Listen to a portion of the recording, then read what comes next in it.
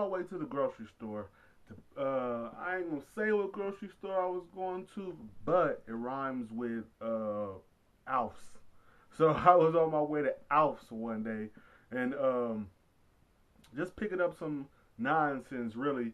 I was picking up probably some lettuce, make a salad, some tomatoes, stuff like that. Some pasta I like to get down, you know what I'm saying? Make some pasta, chicken Alfredo, whatever. I like to get out and make some chicken, you know, get the baked chicken and all that. So that's what I was probably going up. I was going up there to buy some baked chicken, some some sauce, some fettuccine, all that stuff. So anyway, that's neither here nor there. I got out the house, hop in the car. I'm having a kind of a bad day. It's not really bad, but had a run into a couple problems that day. But anyway, I hop in the car, go to Alf's, hop out, go in the store. As I'm walking to the section with the different pastas and all that kind of stuff, I see the magazine rack. So I stop, I see Double XL, Hip Hop Weekly, stuff like that, black people stuff. Black men, I like to see that ass bouncing them out. So I stop, I pick up a couple magazines, I read Hip Hop Weekly, see what's going on there. Jocelyn Stevie J just got married. The next video. See other stuff going on in hip hop, going on in the hip hop community, going on in the black community, stuff like that. I like to just keep up on that kind of stuff anyway, just for my knowledge, so I can have videos to put out for you guys. But I'm just in there reading the magazine, just minding my own business, not bothering anybody really.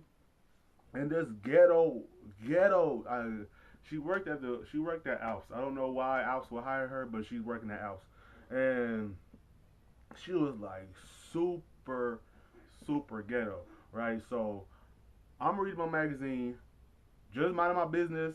I'm not bothering anybody. I'm not even wearing a hat, so I know I don't even look like a threat. I know I'm big and black, but I don't even resemble a threat. Anyway, like I said, I'm just sitting there, minding my business, standing there rather, minding my business, reading the magazine.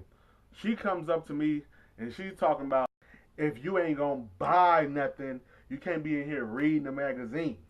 I'm like, I'm not even on page 2 yet.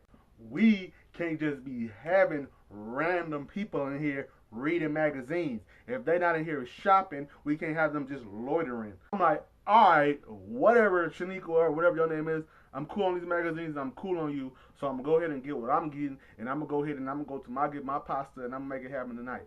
So as I'm walking away from her, she says, yeah, you better keep walking. Have a nice day, sir. Sir, have a nice day. Better keep walking. I don't know who you think that, I'm not saying this to her, but I'm thinking this in my mind because she's black and I don't mess with them black women. So I said, in my head, I said, sir, all right. I say, whatever. I don't want no problems. I'm going to go ahead and let you do what you do, and I'm going to go ahead and continue my shopping. So I went ahead, picked up my little items or whatever, and as I'm going to check out, that same ghetto